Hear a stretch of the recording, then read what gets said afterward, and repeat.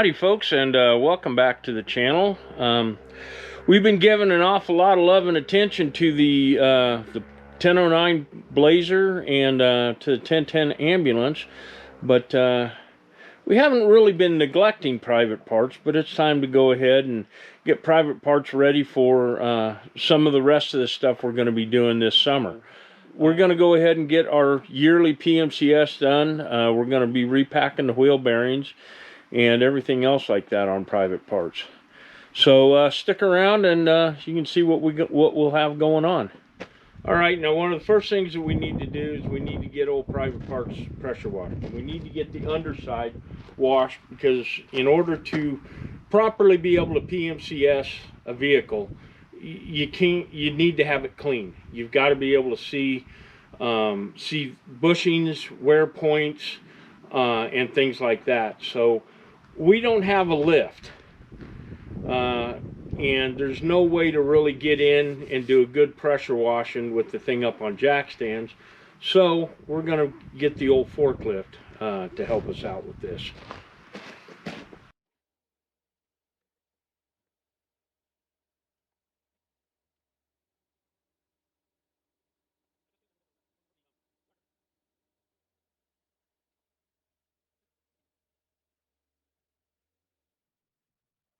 All right, now that we can see underneath him real well, we can see what kind of oil leaks we have. We do have a few around the transmission. I know we've got looks like we may have one here on the front end, but at any rate, none of these are what would be considered class 3 leaks. Well, we are going to still try to clean him up anyway. So one of the best things, you can go down and buy yourself all kinds of nifty neat degreasers from the parts houses and wherever, but I found that just good old oven cleaner does a pretty dadgum good job, and it's cheap. So you're just going to spray it on to the areas that need to be degreased.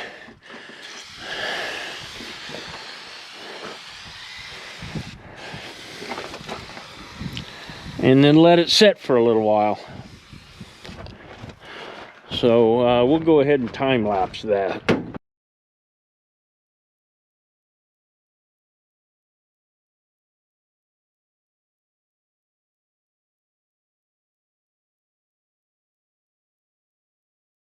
All right, now that we've gotten the oily and greasy parts hosed down with the oven cleaner and let them set for a little while, now it's time to fire up the pressure washer and get them cleaned up.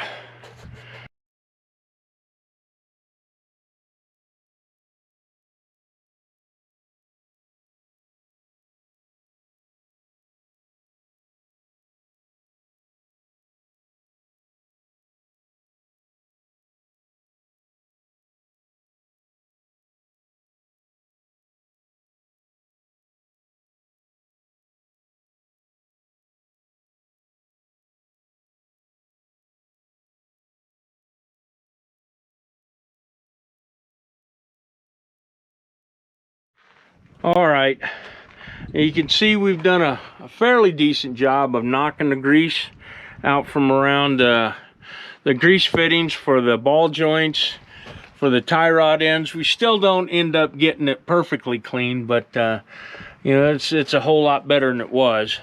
We've also got it so that we can get into the grease fittings on the U joints for the drive line.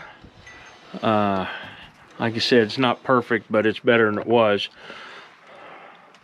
So we do know that we do have some leaks in the transmission that are going to need to be addressed, but this also gives us an opportunity while it's up like this to look at some of the damage. Now this damage here has been done before I got it. However, this one here, I just about remember when I did that one, and that one.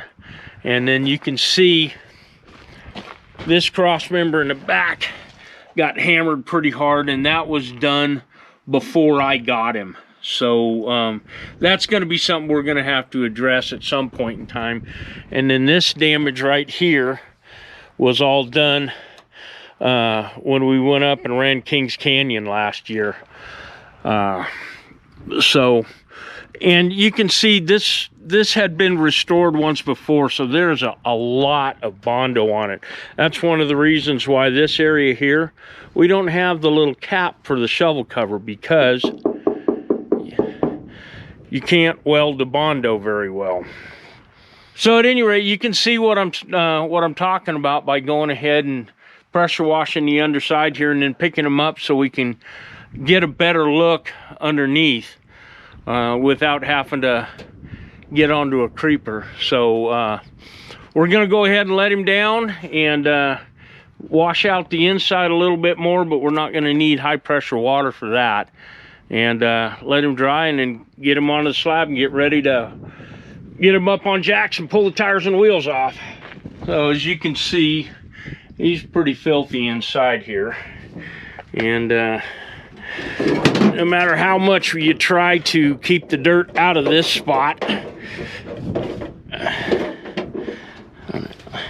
you always end up with a mess down in the toolbox. And we're also going to go ahead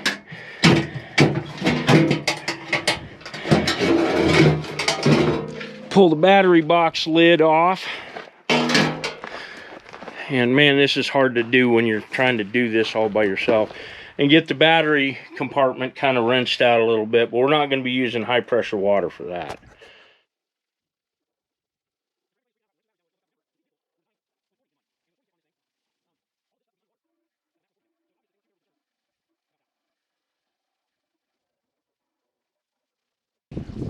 And that looks a whole lot better. Okay, things are dried off enough. Let's go ahead and get old Private Parts up on jack stands here.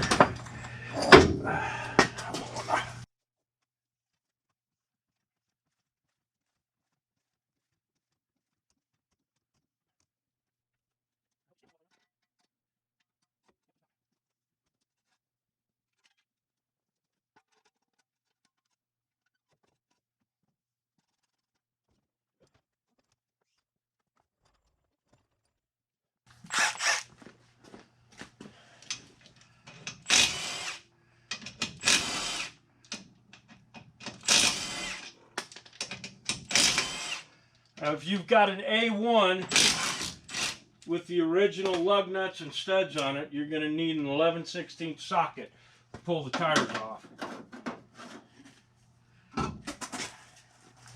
All right, we're going to go through the disassembly procedure here.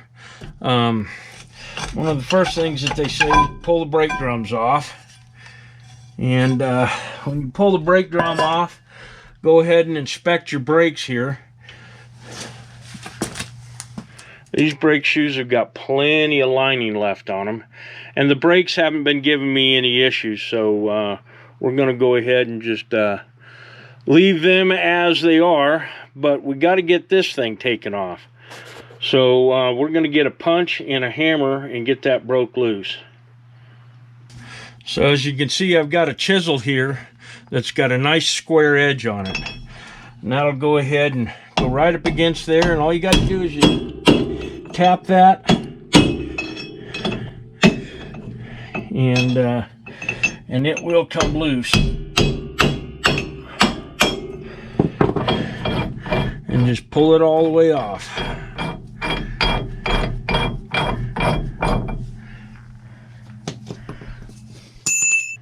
Once you've got this this whole program off, you're going to be checking your wheel bearing nut here. And this is, it's not loose, but it's not super tight, which is fine. So we're going to go ahead and the next thing we're going to do is pull the cotter pin out, pull that nut off, and then we'll be able to pull this whole flange, wheel flange off. I like to get in here with a pair of needle nose pliers and straighten these cotter pins out. We're going to toss this cotter pin away anyway.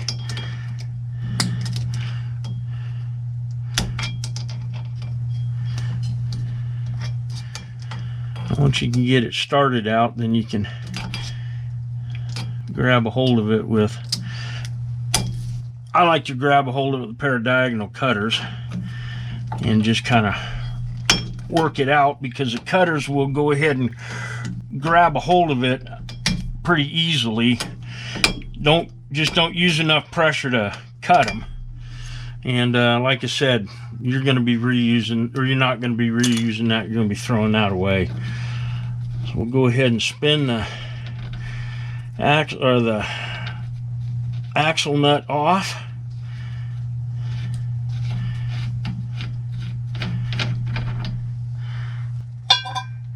And behind that is also going to be this flat washer.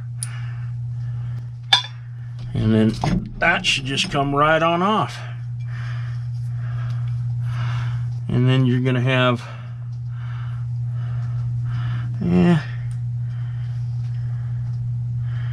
these definitely, this grease is pretty dirty, so it could definitely use some repacking there. So the next thing we're going to do here is we're going to pull this back out, and we should be able to compress this far enough in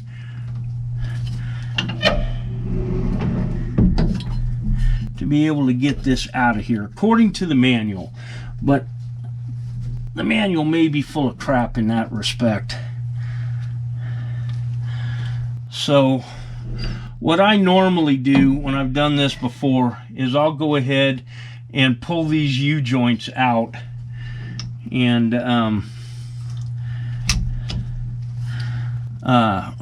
pull these U-bolts off and pull the half shaft loose. So we're going to go get a wrench and we're going to do that. So this is going to be a 1/2 inch wrench, and you want to get something in here to kind of support everything. And it might not be a bad idea to go ahead and pull this loose before you pull the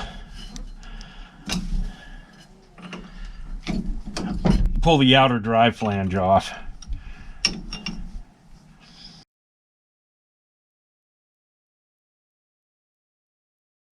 Well, we're back. It's a few days later. The camera shut off that I had filming disassembling this area down in here. So it really isn't all that, all that difficult. You just go ahead and take, and I can show you on this other side over here. You're going to go ahead and pull the nuts here and on the other side to go ahead and get these get those U-bolts out, get this front prop shaft out of the way. Just swing it out of the way so you can get this inner portion removed. So at any rate, we're going to get back to it here. We have this set here. I don't know if you can read that real well, but this is the wheel bearing sets that are readily, or not wheel bearing, but wheel seal sets that are readily available out there. This is what is included in those seal sets. This is for the outer. You're going to have this outer seal retainer, a new outer seal, and a wear sleeve. As you can see here, we really don't need to put a wear sleeve on this, but the seals, the original seals, are somewhat, I have found them to be a little bit difficult to get a hold of. So at any rate, you got the same deal here. You've got the inner seal and the inner sleeve that's going to go on here. So with that being said, now we are going to have to remove this bearing. According to the TM, it shows going ahead and putting a bearing puller on there, but I've found that that's not always necessary. So I'm going to show you what I have found works. Okay, these bearings are not on here overly tight. So you can get in there with a screwdriver, big flat tip screwdriver, and just kind of work them loose. Now this section of it right here is going to be a little loose, and then you've got to get it lined up to pull it over the end here, which is where the inner bearing sits. So you got to kind of work it, and you're going to want a fairly large wet screwdriver or pry bar, and you want to be really careful that you don't end up going ahead and damaging the cage or any of the bearings. The bearings here are in really pretty good shape, and this thing's going to make a liar out of me. I know it now. There we go. Well, it's just slid right on off. And we've already gone ahead and run the bearings through the parts washer tank. And actually looks like these here are going to need a little bit more cleaning up. So I know that in the first part of this video I said that we're not going to worry about doing that, but not going to worry about pulling this bearing off. But because we have to install the wear sleeves, we kind of do. So we're going to go ahead and wipe all the grease down, and we're going to take this over to the press, and I have a fixture or a pusher to go ahead and push this on nice and evenly. We need to do the same thing with both of them. So let's head on over to the press. Okay, we're going to go ahead and do the hub side first. We just got a block of aluminum there to set this on, because we don't want to be pressing on anything, using the studs to support it. We're going to set that there. We've got another piece of aluminum here, and that will sit down over top of those, and it fits kind of snug there. This is just a piece of material that was scrap left over from a job that I did probably 20 years ago. And hopefully we got enough stroke here. And this is just a wheel cylinder, or a axle nut socket. And that's going to go ahead and bring it up there.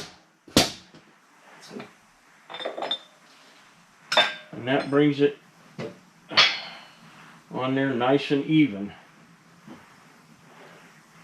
You can see what we got, but it looks like it has not pressed it down. No, it has not pressed it down all the way. So we're going to have to do something a little different here, it looks like. Okay, we found something here. This is actually a knockoff, spinner looking thing that we made in the shop when I was still in high school. So, and this inner diameter here is exactly the diameter that we need there. So we're going to set this on top here, this on top here, and that on top there, and this should press it on there.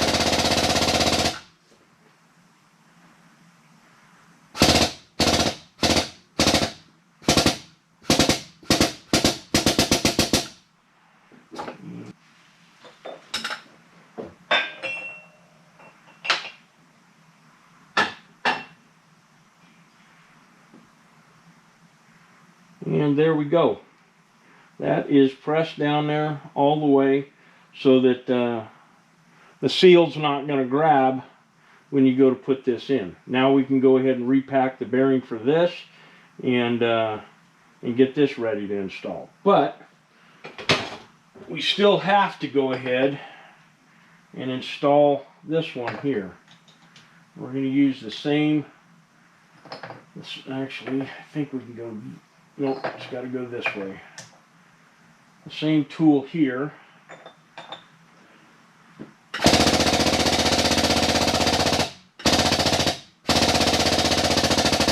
And as that presses on there, it's going to straighten out.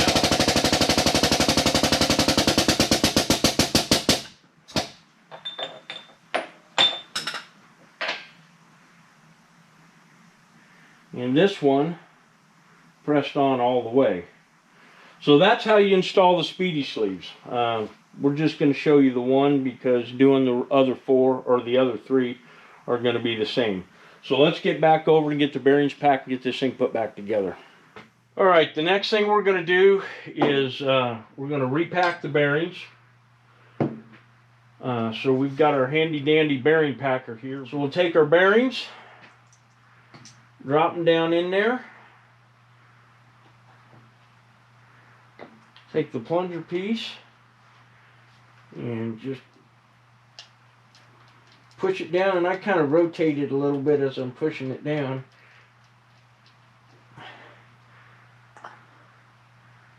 And you can see some of this, the dirty grease out here on this edge. We'll just take that and flip that into the trash can. And now we have a nicely repacked wheel bearing. You can still see, because you can see where the grease has flowed up and around.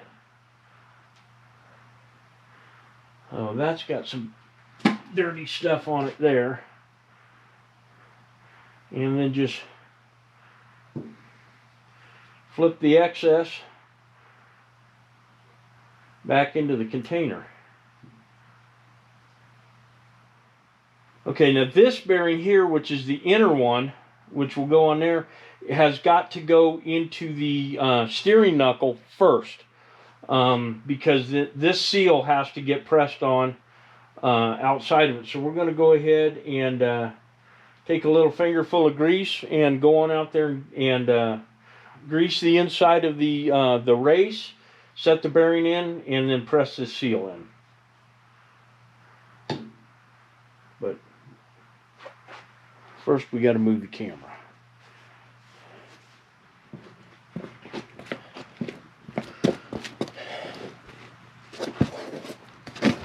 Okay, you see now we've got the extra grease, and we're just going to go ahead and put that inside on the races. We've already cleaned the steering knuckle out. We're going to set that, and we are going to set our freshly greased bearing right there. Now we've got to get the seal and get the seal reinstalled.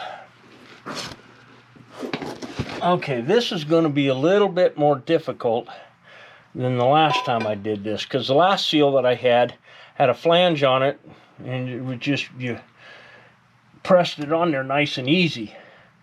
This one we're going to have to kind of, you see this is the same chisel I used to go ahead and knock the lifting eye out of the hub with. It's got a nice flat, and it's beveled here, so it's nice and smooth, so you're not going to end up cutting anything. I'm hoping that this is going to work, because if not, I'm going to have to machine a tool to go ahead and press that in. And the drive line being in the way doesn't make it a whole lot easier. So we're just going to wing that up out of the way.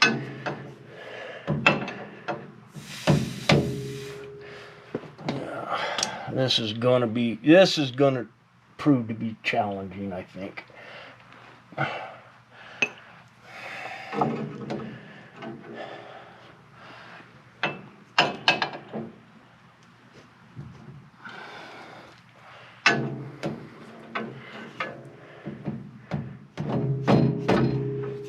may have to get a different hammer for this. Alright, we're going to try a little bit smaller hammer and a longer punch to go ahead and get me by this coil spring.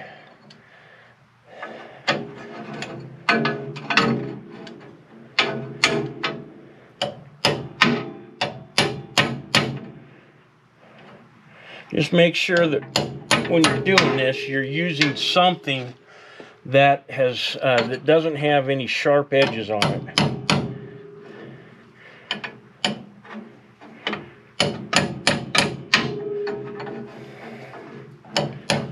There we go. She is seated all the way around. Now we can go ahead and take the inner portion and get this seal greased up and get that inner piece put in there. And now we're just going to go ahead and grease this seal up. Make sure you get it greased around the outer edge of this lip too, because when this thing seats in there, it is going to ride on that on this lip. So you're just going to set that in there and leave it, because it'll end up getting centered up and pulled together when we put the outer one in. Okay, we're going to do the outer one next, but we have to get this old seal and seal retainer off, because we've got new parts. So as long as we've got new parts, we're going to use them. So just slowly and easily use pry bar and just pop this off, and it will come right off, just like that. Now we'll wipe this down, make sure you don't have any brake dust or other crud in there. And then you should be able to take this, set it on, and just tap it on there.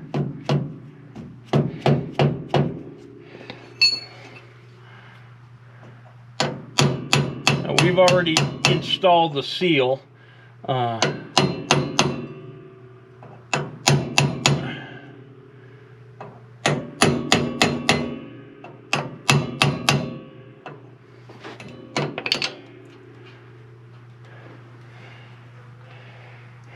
And there is a shoulder that this seats on. So just make sure she's all the way up against the shoulder. Now you can install this one before you install the bearing, because the bearing diameter is smaller than this seal diameter. So we're going to go ahead and we can take some of this extra grease that we slobbered in there from the other and get the seal greased up, and we'll be ready to repack the outer bearing, install it on the hub, and then reinstall the hub and set your preload. Okay, you're going to repack your outer bearing just like you did the inner one.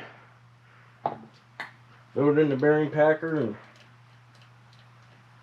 squish it on down. And the next thing you're going to do is set this back down and make sure that that is seated. And we're going to end up having to tap that back into place. So I'm going to go get our little tapping utensil and the flat chisel. Make sure that's cleaned off. Just slowly tap it on there. It'll end up going on, and like I said, don't end up tapping on the cages.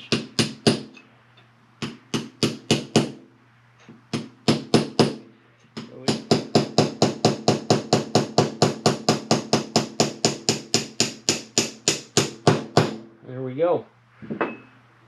That's all the way up against there. Make sure that you've got the rest of your stuff greased up. And then we're going to take a big old swig of grease here first, and put that on the inside of the hub. So you can kind of smear it around here a little bit. And we just want, you don't want a whole lot of grease on there, but just enough to go ahead and so that it, as the wheel spins and as the grease heats up, that it'll go ahead and, you know, make sure that the bearings are still well lubricated. Okay, this is the manual that you're going to need to go ahead and get your wheel bearing adjustment procedures. It's TM 9-2320-218-20. This particular one is September of 1971, and you're going to find the information that you need page 2-188, paragraph 2-143. And basically what you're going to end up doing is you're going to end up torquing the spindle. Once you put this nut on and put this back together, you're going to torque this to 30 foot-pounds, rotate it, three complete rotations, recheck the torque, and you know, if it isn't at 30 pounds, then you know, torque it back down to 30 pounds. And then, you know, keep doing that until, you know, it stays at 30 pounds. Then you're going to back the nut off one complete rotation to relax the preload without rotating the spindle. So you don't rotate the spindle, and then you tighten the nut finger tight. Put the cotter pin in it, and then put everything back together. So we're going to show you that procedure right now.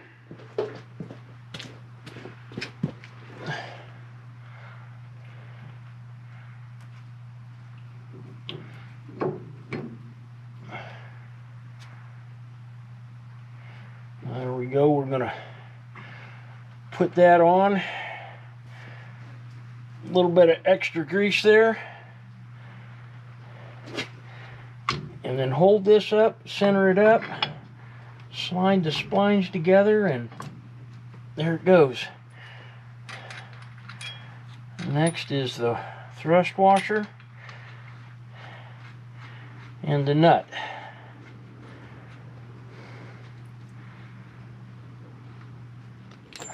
So we're going to set this to 30 pounds.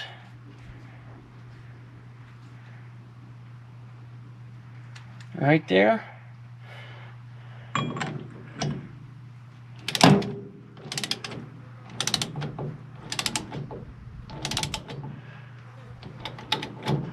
going to twist this a little bit this way so we got a good swing with it.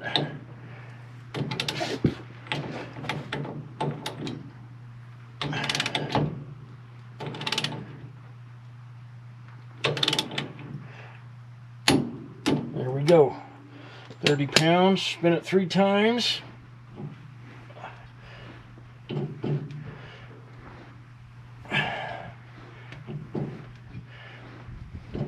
You'll notice as you're spinning it, it will get a little bit easier. Not much, but a little bit easier.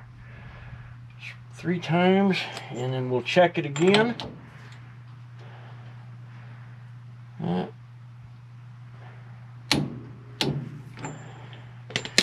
Spin it 3 more times.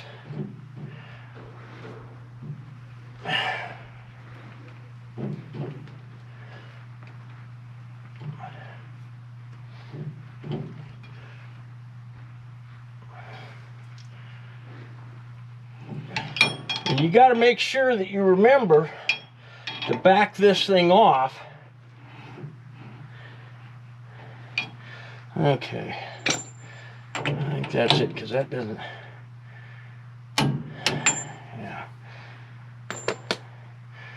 Because if you don't back it off, we had a guy in my guard unit, this was before I actually joined, was hearing a story about a guy who torqued all the wheel bearings before they made a road march from Fort Irwin, which is in Southern California, up to Yerington, Nevada, which is several hundred miles. And he torqued them, but he didn't back them off. And so fortunately that was caught before they took off, because they would have burned up wheel bearings on every single one of those Jeeps. So let me go get a regular ratchet, back that off. Okay, remember what the book said. The book said not to spin the wheel as you're backing it off. Not to spin the hub.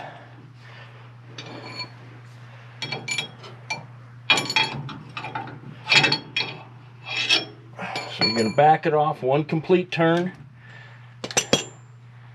and then bring it up finger tight.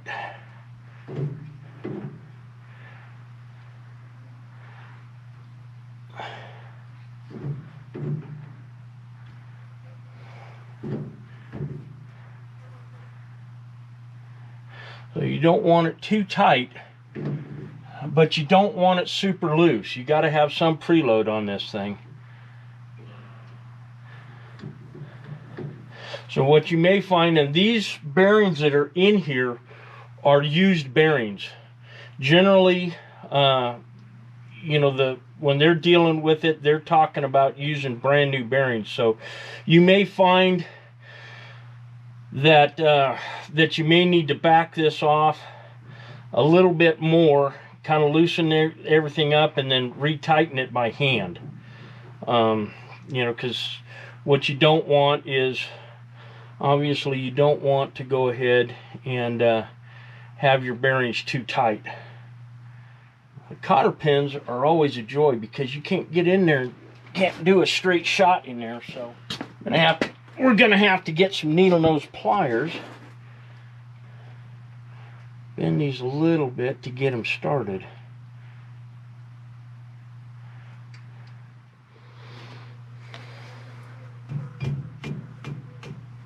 There we go.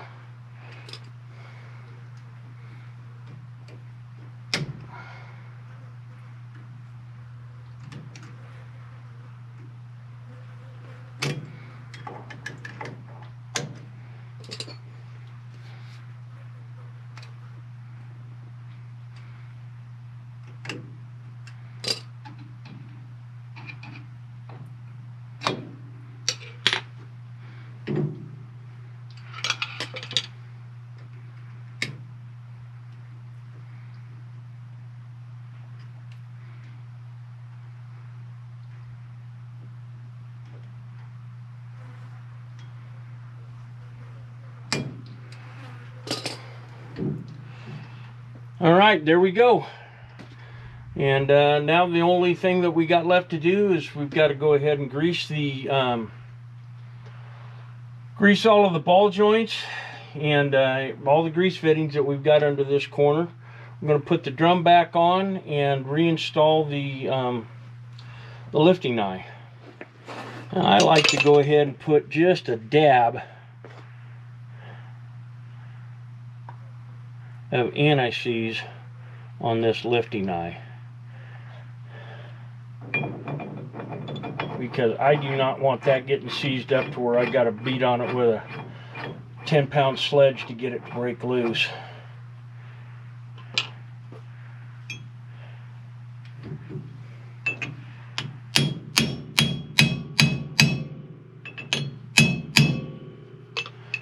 And no, there is not a special tool anywhere to go ahead and bust that thing loose.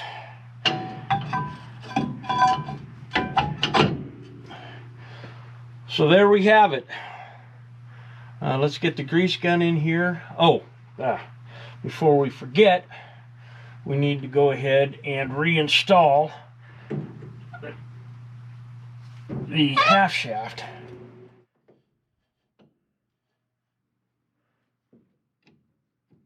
Make sure that the drive shaft is seated well enough in there, and then go get your U-bolts and a 1/2 inch wrench. U-bolts will go on like that. Don't forget the lock washers.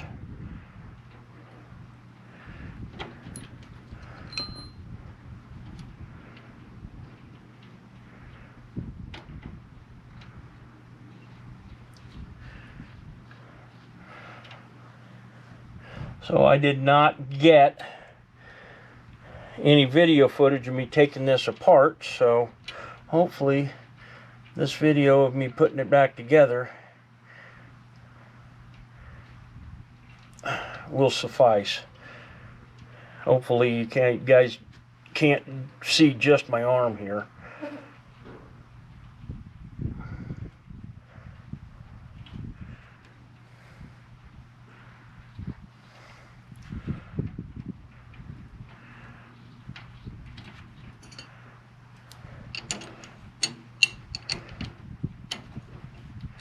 And most of these do have enough room to get a box end wrench on, so don't try doing it with just an open end wrench. You will end up rounding the nut off. And the manual says to tighten these to 15 to 20 pounds, but I challenge you to get in here with a torque wrench.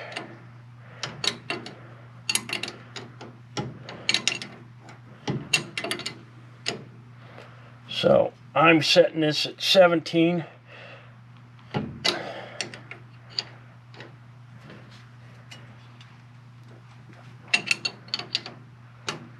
Click.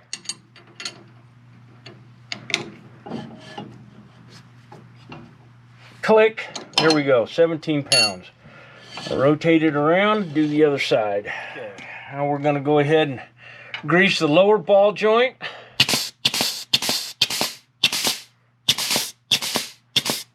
You see a little bit of grease coming out there. And you're going to spin this around till you can get to the Zerk fitting for the U-joints.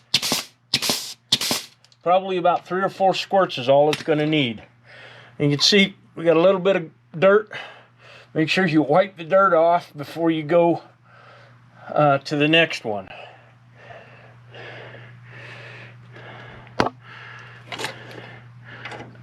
The next one is going to be the upper ball joint.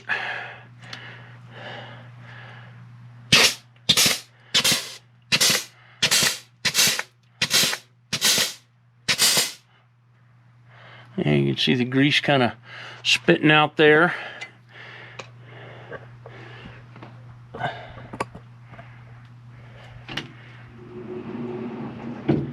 And then the last ones we're going to do, yeah, we can see them there, is going to be the tie rod ends.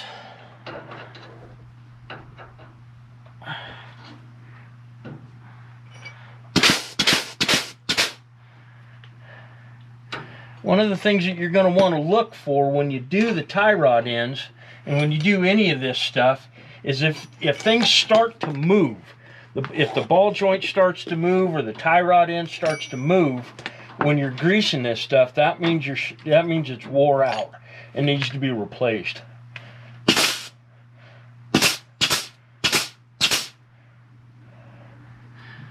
And see, there was some water in that one. And this one up here for the center link onto the pitman arm, there's no grease fitting here, so that one doesn't get greased. Okay, that's it for all the grease points, lube points on the front suspension and the steering. The opposite side is going to be exactly the same way. So at any rate, the only thing that we have left to do on this side is going to be checking the steering box and doing some adjustment on that. So at any rate, we're going to try to get to that before the sun gets too far down. Okay, now to the steering box here. This fill plug right here is stamped sheet metal, so you're better off using a adjustable open end wrench to get this off, and you're going to have to get the fill plug off in order to loosen up this nut to adjust it.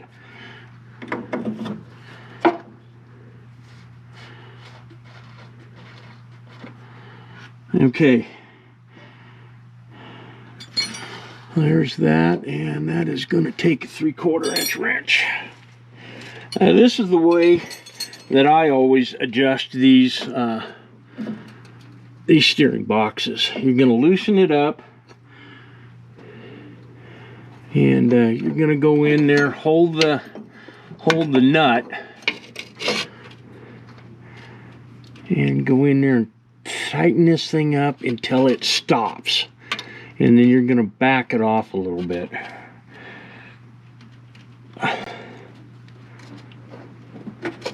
Yeah, this one was plenty out of adjustment here. They sure as heck didn't leave you much room to adjust this thing.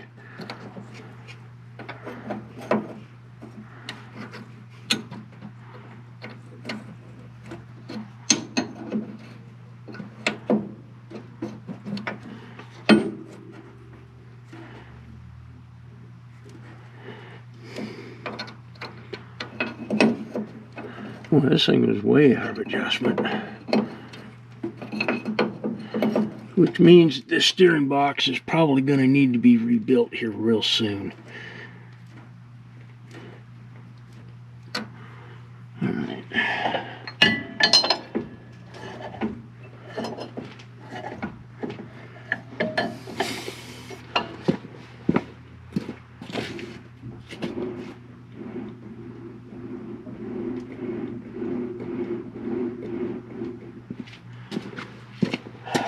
That is a whole lot better than it was. So we're going to go ahead and tighten this back down.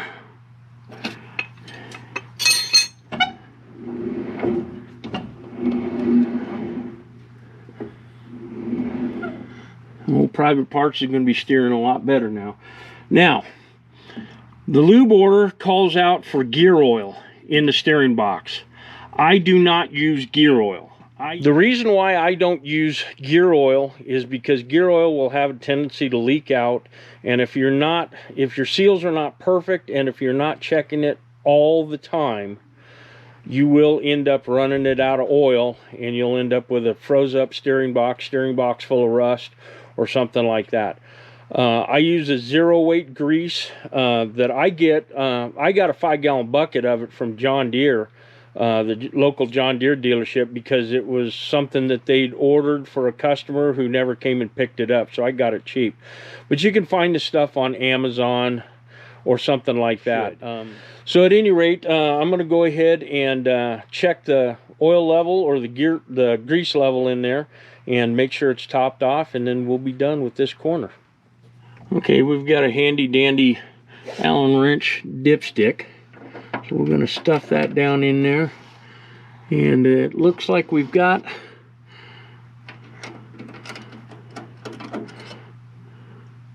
we do have some grease in there, and that stuff does not look too bad. So we're going to go ahead and probably top it off with a little bit, and just to make sure. And for those of you wondering what this stuff looks like, this is what it looks like. Okay, and what I use is this little gear oil plunger deal, but this stuff is fluid enough that you can just pull it on in, just like gear oil. Then we're going to take it, stuff it down in the hole, and yep, make sure it's full.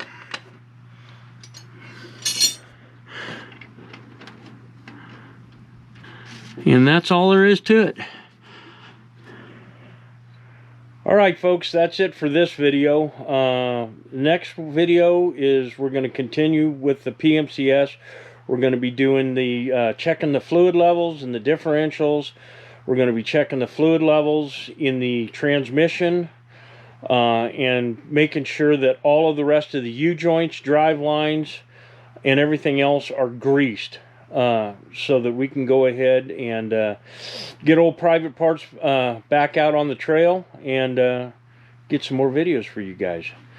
I appreciate you guys watching. Hopefully that this was informative. If you've got any questions about anything that I've done here, or if you've seen that I did something wrong.